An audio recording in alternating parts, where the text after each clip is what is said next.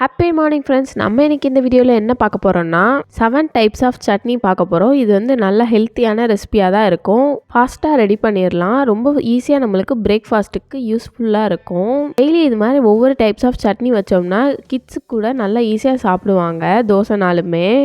கலர்ஃபுல்லாக நிறைய கலர்ஸ் மாதிரி நிறையா சட்னி இருக்குது இந்த டைப்பில். இதில் பிளாக் கலர்லேயும் நம்ம வந்து சட்னி வச்சுருக்கோம். இந்த 7 டைப்ஸ் ஆஃப் சட்னியை நீங்களும் உங்கள் வீட்டில் கண்டிப்பாக ட்ரை பண்ணி பாருங்கள். உங்கள் கிட்ஸுக்கு ஃபேமிலிக்கு எல்லாருக்குமே ரொம்ப பிடிக்கும். ட்ராவல் ஃப்ரெண்ட்லியாகவுமே இருக்கும். Hi friends, welcome to Sri and mom life. அங்கே நம்ம வீடியோக்குள்ளே போகலாம். சட்னியோட நேமும் அந்த டைமிங்கும் இதில் மென்ஷன் பண்ணியிருக்கேன். உங்களுக்கு யூஸ்ஃபுல்லாக இருக்கும் ஃபாஸ்ட்டாக ரெஃபர் பண்ணுறக்கு.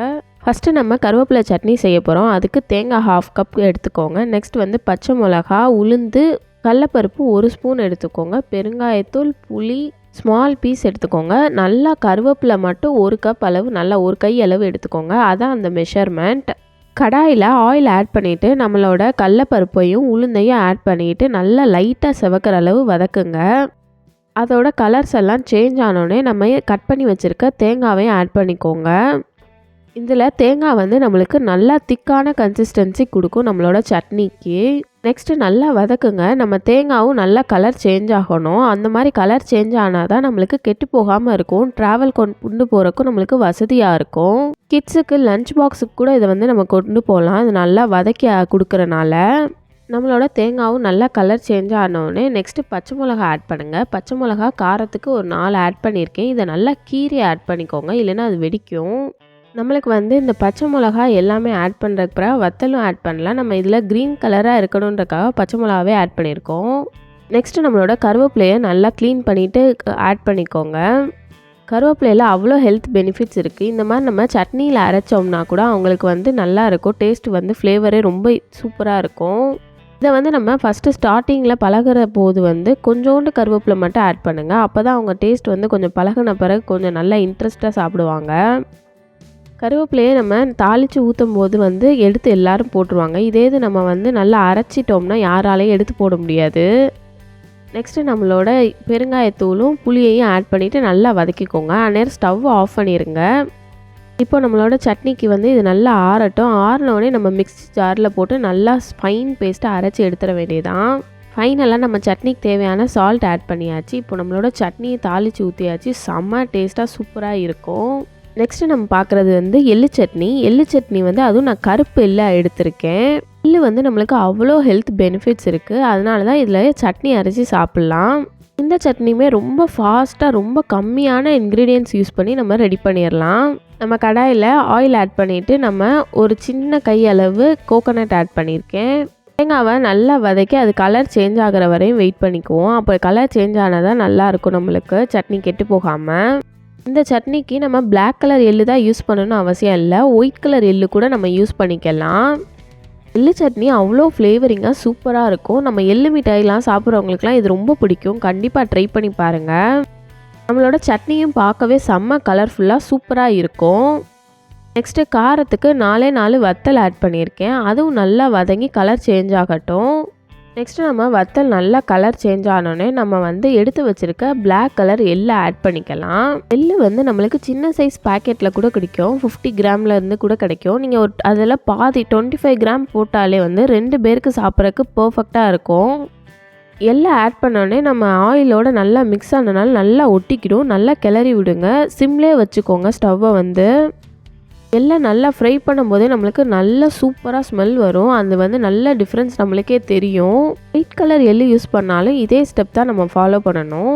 எள்ளு வந்து நல்ல ஹெல்த் பெனிஃபிட்ஸ். நம்ம வந்து இதை ரொம்ப எள்ளை வந்து யூஸ் பண்ண மாட்டோம். இந்த மாதிரி சட்னியெல்லாம் அரைச்சி சாப்பிட்டா செம்ம ஹெல்த்தியாக இருக்கும். நெக்ஸ்ட்டு இதுக்கு வந்து ஒரு 3 வெள்ளைப்பூடு கிட்ட ஆட் பண்ணிக்கோங்க. அதுவும் நல்லா கலர் சேஞ்ச் ஆகிற வரையும் நல்லா வதக்குங்க. ஸ்டவ்வு சிம்லே வச்சுருக்கோமான்னு ஒருக்க ரீசெக் பண்ணிக்கோங்க. பிறகு இது வந்து கருகிராமல் உங்களுக்கு.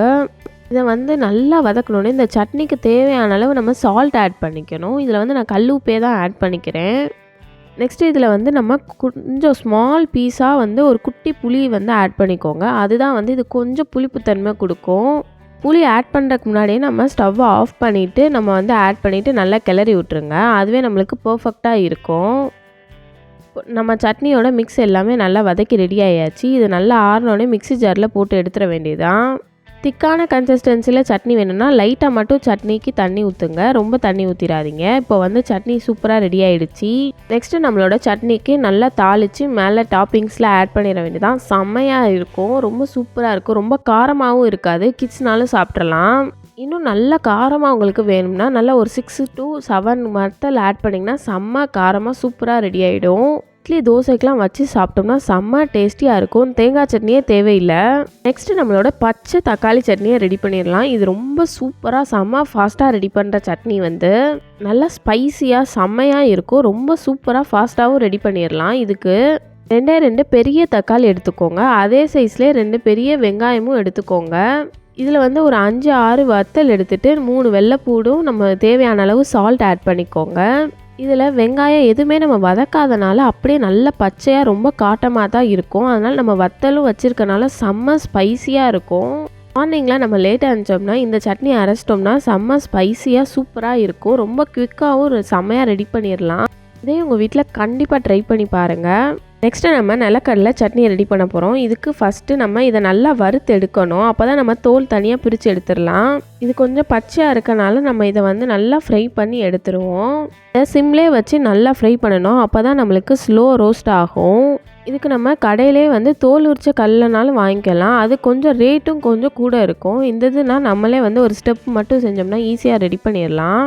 தோல் இல்லாமல் அரைச்சோம்னா அந்த கலர் வந்து சட்னியோட கலர் வந்து சூப்பராக இருக்கும். இன்னும் வந்து ஒயிட்டிஷாக நம்மளோட கடலையை நல்லா ஆற வச்சுட்டு நெக்ஸ்ட்டு நம்ம வந்து ஒவ்வொரு இதாக தோல் உரித்து எடுத்துட வேண்டியதான். இந்த சட்னிக்கு வந்து ரொம்ப சிம்பிளான இன்க்ரீடியன்ஸ் தான். இதில் தேங்காய் எதுவுமே தேவையில்லை, ரொம்ப ஃபாஸ்ட்டாக ரெடி பண்ணிடலாம். தோலெல்லாம் உரித்து சூப்பராக ரெடி ஆகிடுச்சு. இப்போ நம்மளோட கடலை எல்லாமே. இந்த சட்னிக்கு 3 வெள்ளைப்பூடு, வத்தல் வந்து ஒரு 4 வத்தல் கிட்ட தேவை. குட்டி சைஸ் புளி வந்து நல்லா 1 கப் அளவு நம்மளுக்கு கடலைப்பருப்பு எடுத்துக்கோங்க. எந்த கிண்ணத்தோட அளவுக்கு சட்னி ரெடி பண்ணுறோமோ அதை விட நம்மளுக்கு கொஞ்சம் கூட தான் நம்மளுக்கு இந்த சட்னி வரும். ஏன்னா இதில் வந்து நல்ல திக்கான கன்சிஸ்டன்சியாக இருக்கும் இந்த கடலை வந்து. நெக்ஸ்ட்டு நம்ம கடாயில் ஆயில் ஆட் பண்ணிவிட்டு நம்ம கடலையை ஆட் பண்ணிவிட்டு நல்லா வதக்கிக்கணும். லைட்டாக கலர் சேஞ்ச் ஆகும்போது நெக்ஸ்ட்டு நம்ம வந்து கார்லிக் ஆட் பண்ணிக்கோங்க. அது வந்து ஒரு 3 மட்டும் ஆட் பண்ணிக்கோங்க. இந்த சட்னி வந்து நம்ம பீனட் பட்டர்லாம் ரெடி பண்ணுற மாதிரியே ஸ்வீட் மட்டும் இருக்காது, கொஞ்சம் ஸ்பைஸியாக இருக்கும். அந்த ப்ரெட்டுக்கு வந்து ஸ்ப்ரெட் பண்ணி சாப்பிட்ற மாதிரியே இருக்கும். நெக்ஸ்ட்டு நம்ம வத்தல் ஆட் பண்ணிக்கணும். இது வந்து இன்னும் நீங்கள் ஒரு 6-7 கூட ஆட் பண்ணிக்கலாம். நல்லா காரமாக சாப்பிடுவீங்கன்னா. பாப்பாவும் சாப்பிடணுன்றனால நான் ஒரு 4 வத்தல் தான் போட்டிருக்கேன். இன்னும் நம்ம ஒரு 5 to 6 கண்டிப்பாக போட்டுக்கலாம். நல்லா ஸ்பைஸியாக இருந்துச்சுன்னா சூப்பர் ஃப்ளேவரிங்காக இருக்கும் உங்களுக்கு வந்து. நெக்ஸ்ட்டு இந்த சட்னிக்கு தேவையான சால்ட் ஆட் பண்ணிக்கோங்க. 1 ஸ்பூன் கிட்ட சால்ட் ஆட் பண்ணிக்கிறேன். ஃபைனலாக இது வந்து ஸ்டவ் ஆஃப் பண்ண பிறகு ஒரு ஸ்மால் சைஸ் புளி மட்டும் ஆட் பண்ணிக்கோங்க. ஒரு குட்டி சைஸ் புளி ஆட் பண்ணாலே போதும். ஸ்டவ் ஆஃப் பண்ணிவிட்டு இப்போ நம்மளோட சூப்பரான சட்னி ரெடி ஆயிடுச்சு. நல்லா அரைச்சி பண்ணியாச்சு. அதை நல்லா தாளிக்கவும் செஞ்சாச்சு. சூப்பராக இருக்கும். இது வந்து நல்லா திக்கான கன்சிஸ்டன்சியாக இருக்கும். உங்களுக்கு தேவையான அளவு தண்ணி கூட ஆட் பண்ணிக்கலாம். இல்லைன்னா ரொம்ப திக்கான கட்டி சட்னி ஆயிரும். தேங்காவே இல்லாமல் தேங்காய் ஃப்ளேவரில் சூப்பராக சட்னி ரெடி பண்ணிடலாம். நெக்ஸ்ட்டு நம்மளோட வெள்ளைப்பூடு சட்னி. இதுவும் நல்லா செமையாக காரமாக இருக்கும். நம்ம ஆலு சப்பாத்திக்கெலாம் வச்சு சாப்பிட்டோம்னா சூப்பராக ஸ்பைஸியாக இருக்கும் நம்மளுக்கு வந்து. கடாயை காய வச்சுட்டு நல்லா ஆயில் ஆட் பண்ணிக்கோங்க. நல்லெண்ணெய் ஆட் பண்ணிங்கன்னா இது வந்து ஒரு தண்ணி ஃப்ளேவராக சூப்பராக இருக்கும். சின்ன வெங்காயம் ஒரு 5-6 சின்ன வெங்காயம் மட்டும் ஆட் பண்ணிக்கோங்க. ஸ்மால் ஆனியன்ஸ் ஆட் பண்ணால் இன்னும் நல்ல ஃப்ளேவரிங்காக இருக்கும். இல்லைன்னா நீங்கள் வந்து பெரிய வெங்காயத்தில் ஒரு பாதி வெங்காயம் மட்டும் ஆட் பண்ணிக்கோங்க. வெள்ளைப்பூடு வந்து ஒரு 25-30 வெள்ளைப்பூடு கிட்ட நீங்கள் ஆட் பண்ணிக்கோங்க. அந்த வெள்ளைப்பூடு தான் நம்மளுக்கு நல்லா ஃபைன் பேஸ்ட்டாக நம்மளோட சட்னியை வந்து நல்லா திக்கான கன்சிஸ்டன்சியில் இருக்கும். ஸோ நம்மளுக்கு இதில் வந்து நிறைய வெள்ளைப்பூடு தான் தேவைப்படும். இதில் வந்து இந்த சட்னிக்கு நம்ம நல்லா வதக்கி நம்மளுக்கு நல்லா கலர் சேஞ்ச் ஆகிற வரையும் சூப்பராக வதக்கிக்கிட்டே இருங்க. எதுவும் கருகிடாமல் நல்லா பார்த்துக்கோங்க. வெள்ளைப்பூடு இந்த சட்னிக்கு வந்து ஒரு நல்ல காட்டமான ஃப்ளேவர் தான் நம்மளுக்கு கொடுக்கும். அது மட்டும் இல்லாமல் எக்ஸ்ட்ரா ஸ்பைஸ்க்காக தான் நம்ம வந்து நல்லா வந்து ஒரு 7 வத்தல் கிட்ட ஆட் பண்ணிக்கோங்க. அதை வந்து நல்லா சூப்பரான காரமாக இருக்கும் நம்மளுக்கு வந்து. அதுவும் நல்லா கலர் சேஞ்ச் ஆகட்டும். இந்த மாதிரி நல்லா ஃப்ரை பண்ணிவிட்டு நம்ம வந்து குக் பண்ணுறதுனால நம்மளுக்கு ஃபாஸ்ட்டாக கெட்டு போகாது. ட்ராவல்க்குனாலும் நம்ம கொண்டு போய்க்கலாம். கிட்ஸ் லஞ்ச் பாக்ஸில் பேக் பண்ணுறதுக்கும் நம்மளுக்கு வசதியாக இருக்கும். ஃபைனல் ஸ்டேஜாக புளி மட்டும் ஆட் பண்ணிக்கோங்க. இதை வந்து நல்லா ஆற வச்சுருங்க. ஆற வச்சுட்டு நம்ம மிக்ஸி ஜாரில் நல்லா ஃபைன் பேஸ்ட்டாக அரைச்சி எடுத்துட வேண்டியதான். இதில் வந்து நம்ம சால்ட்டும் புளியும் மட்டும் ஆட் பண்ண வேண்டியிருக்கு. ரொம்ப ஸ்மால் குவான்டிட்டியாக நம்ம வந்து பெருங்காயத்தூளும் ஆட் பண்ணிக்கோங்க. ஜீரண சக்திக்கு ஹெல்ப்பாக இருக்கும் நம்மளுக்கு வந்து. நெக்ஸ்ட்டு நம்மளோட இன்க்ரீடியன்ட்ஸ் எல்லாமே நல்லா ஆறிடுச்சு. இதை நல்லா ஃபைன் பேஸ்ட்டாக அரைச்சி எடுத்துட வேண்டியதான். இதில் நம்ம கொஞ்சம் தண்ணி ஆட் பண்ணால் தான் இது வந்து நல்லா ஃபைன் பேஸ்ட்டாக அரைப்படும். கொஞ்சம் தண்ணி ஆட் பண்ணி நல்லா அரைச்சி எடுத்துக்கோங்க. இப்போ நம்மளோட திக்கான கார்லிக் சட்னி சூப்பராக ரெடி ஆகிடுச்சு. இதுக்கு மேலே வந்து நான் ஸ்மால் ஆனியன்ஸை கட் பண்ணி நல்லா தாளித்து ஆட் பண்ணிக்கிறேன். இதோட சேர்த்து சாப்பிடும்போது இன்னும் சூப்பரான ஃப்ளேவராக இருக்கும் நம்மளுக்கு வந்து. இது வந்து நம்மளோட மின்ட் கொரியாண்டர் சட்னி நெக்ஸ்ட் நம்ம பார்க்க போகிறது. இது வந்து நம்மளுக்கு செம்மையாக திக்கான துவையலாக இருக்கும். இதை வந்து நம்ம பிரியாணி அந்த மாதிரி கூட வச்சு சாப்பிட்டுக்கலாம். செம்மையாக இருக்கும் உங்களுக்கு சாப்பிட்றதுக்கு. ஹோட்டல் ஸ்டைலில் வைக்கிற மாதிரி நல்லா திக்கான கிரேவியாகவும் இருக்கும். இதுக்கு வந்து ஒரு சின்ன வெங்காயம் மட்டும் ஒரு 5 வெங்காயம் மட்டும் ஆட் பண்ணிக்கோங்க. கடாயில் கொஞ்சோண்டு ஆயில் ஆட் பண்ணி நல்லா அதை வதக்கி எடுத்துக்கோங்க. அதுவும் லைட்டாக கலர் சேஞ்ச் ஆகணும் நம்மளுக்கு வந்து. லைட்டாக கரிக்கிறாமையும் பார்த்துக்கோங்க. நெக்ஸ்ட்டு இதில் வந்து மெயினானது வந்து இஞ்சியும் வெள்ளைப்பூடு ஆட் பண்ணுறது தான். இஞ்சியும் வெள்ளைப்பூடும் சேம் மெஷர்மெண்ட்லேயே ஆட் பண்ணுங்கள். இஞ்சி பூண்டு பேஸ்ட்டை ஆட் பண்ணுறத விட இஞ்சியும் வெள்ளைப்பூடையும் ஃப்ரெஷ்ஷான ஆட் பண்ணோம்னா அது ஒரு ஃப்ளேவர் சூப்பராக இருக்கும் உங்களுக்கு. நெக்ஸ்ட்டு நம்ம கட் பண்ணி வச்சுருந்தா ஒரே ஒரு தக்காளியை மட்டும் ஆட் பண்ணிக்கோங்க. இது எல்லாமே நம்ம அரைக்க போகிறதுனால நான் சின்ன பீசஸாக எதுவுமே கட் பண்ணவே இல்லை. இதை கொஞ்சம் நல்லா வதங்குறதுக்காக நீங்கள் வந்து நல்லா கட் பண்ணி விடுங்க. நசுக்கி விட்டோம்னா நல்லா செட் ஆகிடும். நெக்ஸ்ட்டு வந்து இதுக்கு தேவையான சால்ட் ஆட் பண்ணிங்கன்னா இன்னும் நல்லா வதங்கிடும்.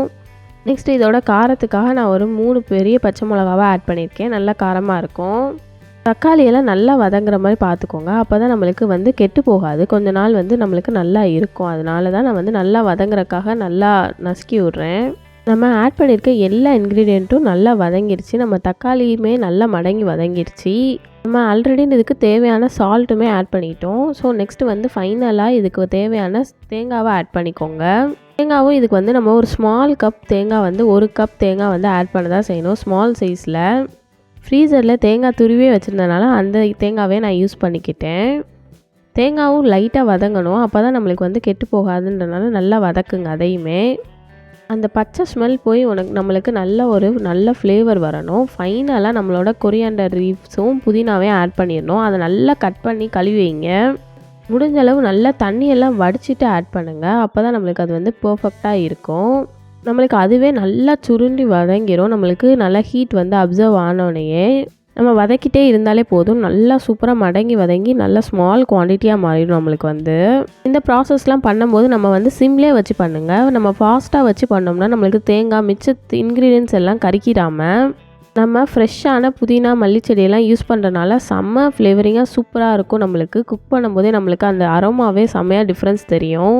இதில் நம்ம புளி வேணுனாலும் ஆட் பண்ணிக்கலாம் ஒரு ஸ்மால் குவான்டிட்டி ஃபைனலாக. ஆனால் புளி ஆட் பண்ணோம்னா நம்மளுக்கு கொஞ்சம் கலர் சேஞ்ச் ஆகிற மாதிரி இருக்கும். அதுக்கு பிறகு தான் நம்ம வந்து இதில் தக்காளி ஆட் பண்ணியிருக்கோம். நம்மளுக்கு துவையல் வந்து நல்லா க்ரீனிஷாகவே இருக்கணும்னா நீங்கள் வந்து புளி ஆட் பண்ணாதீங்க. நம்மளோட எல்லா திங்ஸுமே நல்லா கூல்டவுன் ஆகிடுச்சு. சூப்பராக ரெடி ஆகிடுச்சு. இப்போ இதை வந்து நல்லா ஃபைன் பேஸ்ட்டாக மிக்ஸி ஜார்லேயே போட்டு அரைச்சி எடுத்துடலாம். இதை வந்து நம்ம துவையலா பிரியாணிக்கு இந்த மாதிரி தயிர் சாதத்துக்கு வச்சு சாப்பிட்டா கூட சூப்பராக இருக்கும். செம்ம ஃப்ளேவரிங்காக இருக்கும். இதை நம்ம சின்ன மிக்ஸி ஜாரில் போட்டு அரைக்கிறதுனால ரொம்ப தண்ணியெல்லாம் ஊற்றணும்னு அவசியமே இல்லை. நல்லா திக்கான பேஸ்ட்டாக நான் அரைச்சி ரெடி பண்ணிட்டேன். மல்லிச்செடி புதினா துவையல் வந்து சூப்பராக ரெடி ஆயிடுச்சு. இதுக்கு மேலேயே நான் ஸ்மால் ஆனியன்ஸ் எல்லாம் வதக்கி ஆட் பண்ணிக்கிட்டேன். உங்களுக்கு இதுவே வந்து செம்ம ஃப்ளேவரிங்காக சூப்பராக இருக்கும். இந்த சட்னி வந்து நம்மளோட நார்மலான தக்காளி சட்னி தான். இது வந்து எல்லார் வீட்லேயும் கண்டிப்பாக ட்ரை பண்ணுவோம். இதோட மெஷர்மெண்ட் வந்து தக்காளி 3 தக்காளி ஆட் பண்ணோம்னா ஒரே ஒரு பெரிய வெங்காயம் மட்டும் ஆட் பண்ணிக்கோங்க. தக்காளியோட குவான்டிட்டி வந்து நம்ம நல்லா நிறையா ஆட் பண்ணும்போது தான் நம்மளுக்கு செம்மையாக சூப்பராக இருக்கும். நம்மளோட சட்னி வந்து கடாயில் ஆயில் ஆட் பண்ணிவிட்டு நம்ம நறுக்கி வச்சுருக்க பெரிய வெங்காயத்தை மட்டும் ஆட் பண்ணிக்கோங்க. ஃபைனலாக வதக்கிட்டு நம்ம அரைக்க போகிறதுனால அதை வந்து ரொம்ப பொடியெல்லாம் நறுக்க வேணாம். ஆனியன்ஸ் வந்து கொஞ்சம் கலர் சேஞ்ச் ஆனோடனே நெக்ஸ்ட் நம்மளோட தக்காளி ஆட் பண்ணிக்கோங்க. தக்காளியும் வந்து நல்லா மடங்கி வதங்கணும் நம்மளுக்கு வந்து. அது வந்து எல்லாமே நல்லா குக் ஆகிறதுக்காக நான் வந்து சட்னிக்கு தேவையான சால்ட் ஆட் பண்ணிக்கிட்டேன். சால்ட் ஆட் பண்ணதுனால நம்ம தக்காளி எல்லாமே நல்லா மடங்கி நல்லா மசிஞ்சு வந்துடும். நெக்ஸ்ட் இது காரத்துக்கு தேவையானதுக்கு நம்ம பச்சை மிளகா ஆட் பண்ணிக்கோங்க. ஒரு 4 மிளகா கிட்ட ஆட் பண்ணியிருக்கேன். அதுவும் எல்லாம் நல்லா எல்லாத்தையோட சேர்ந்து மிக்ஸ் ஆகட்டும் நம்மளுக்கு வந்து. இதுலேயும் வந்து நம்ம இஞ்சி பூண்டு பேஸ்ட் ஆட் பண்ண போகிறதில்ல. ஃப்ரெஷ்ஷாக வந்து இஞ்சியும் பூண்டும் ஆட் பண்ண போகிறோம். இஞ்சியையும் வெள்ளைப்பூடியும் சேம் குவான்டிட்டிலே ஆட் பண்ணுங்கள். அப்போ தான் அதோட டேஸ்ட் வந்து பர்ஃபெக்டாக இருக்கும் உங்களுக்கு வந்து. ஃப்ரெஷ்ஷான இஞ்சியையும் வெள்ளைப்பூடையும் ஆட் பண்ணிவிட்டு அதையும் நல்லா பச்சை ஸ்மெல் போகிற வரையும் நல்லா வதக்குங்க. தக்காளியிலேருந்து வர தண்ணி எல்லாமே நல்லா வற்றினா தான் நம்மளுக்கு சட்னி வந்து லாங் டேஸாக இருக்கும். கெட்டு போகாது அவ்வளோ சீக்கிரத்தில் வந்து நம்ம ட்ராவல்க்குலாம் கொண்டு போனால் கூட. தக்காளி வெங்காயம் எல்லாமே நம்மளுக்கு நல்லா வதங்கிருச்சு. இப்போ ஃபைனலாக நம்ம இதில் வந்து மல்லிச்செடி ஆட் பண்ண போகிறோம். மல்லிச்செடி கண்டிப்பாக ஆப்ஷனல் தான். இதை வந்து கண்டிப்பாக ஆட் பண்ணணும்லாம் தேவையில்லை. ஆனால் இதை ஆட் பண்ணோம்னா நம்மளுக்கு இன்னும் நல்ல ஃப்ளேவரிங் கொடுக்கும். மல்லிச்செடி நல்லா சுருண்டு வதங்குற அளவு நல்லா வதக்கிக்கோங்க. நம்மளோட சட்னிக்கு தேவையான எல்லா இன்க்ரீடியன்ஸும் போட்டு நல்லா வதக்கி சூப்பராக ரெடி பண்ணியாச்சு. இதை ஃபைனலாக கூல் டவுன் பண்ணிடலாம். நல்லா சூடு ஆறணும். இதை மார்னிங்லாம் கொஞ்சம் எந்திரிச்சு செய்கிறோம்னா ஃபஸ்ட்டு இதை வந்து நல்லா வதக்கிட்டு நல்லா ஆற விட்டுட்டோம்னா நம்ம ஃபாஸ்ட்டாக சட்னி அரைச்சி ரெடி பண்ணிடலாம். இது ஃபைனலாக நல்லா கூல் டவுன் ஆயிடுச்சு. நல்லா அரைச்சி எடுத்துட வேண்டியதான். இப்போ நம்மளுக்கு அரைச்சி சூப்பராக ரெடி ஆயிடுச்சு. நம்ம மிக்ஸி ஜாரில் கொஞ்சம் வேணுங்கன்னா லைட்டாக மட்டும் தண்ணி ஊற்றி அரைச்சிக்கோங்க. ரொம்ப அரைச்சிடாதீங்க, தண்ணி ஆட் பண்ணிடாதீங்க. நம்மளுக்கு அரைச்சி எல்லாமே ரெடி ஆகிடுச்சு. இதை தாளித்து எடுத்துட வேண்டியதான். அதுக்கு தேவையான அளவு கடுகு எல்லாத்தையும் போட்டு கருவேப்பிலையெல்லாம் போட்டு தாளிச்சிருங்க. இந்த தாளிப்பை வந்துட்டு மேலே மட்டும் கூட தட்டலாம். இல்லைன்னா இதை வந்து கொஞ்சம் தண்ணி ஆட் பண்ணிக்கிறதுனால வேகமாக கெட்டு போயிடக்கூடாதுன்றனால ஃபுல்லாக இந்த மாதிரி தாளிச்சிட்டோம்னா நம்மளுக்கு ரொம்ப நாள் நல்லா ஸ்டே ஆகும். இந்த மாதிரி நம்மளுக்கு சட்னியில் இந்த மாதிரி எண்ணெய் விட்டு வர்றது வந்து செம்ம ஃப்ளேவரிங்காக சூப்பராக இருக்கும். டேஸ்ட்டே வந்து நல்லா இது வந்து கொதித்து எண்ணெய் எல்லாம் நல்லா பிரிஞ்சு வரும். அதுவே நம்மளுக்கு வந்து செம்ம ஃப்ளேவரிங்காக இருக்கும். கண்டிப்பாக இப்படியும் ட்ரை பண்ணி பாருங்கள். நம்மளோட தக்காளி சட்னி சூப்பராக செமையாக ரெடி ஆகிடுச்சு. இதில் வந்து ரொம்ப சிம்பிளான திங்ஸ் எல்லாம் யூஸ் பண்ணி நம்மளும் ஈஸியாக வந்து செஞ்சிட்டோம். நீங்களும் உங்கள் வீட்டில் 7 days 7 சட்னி ட்ரை பண்ணி பாருங்கள். Thanks for watching the video. Subscribe to our channel for more videos. Tata, bye.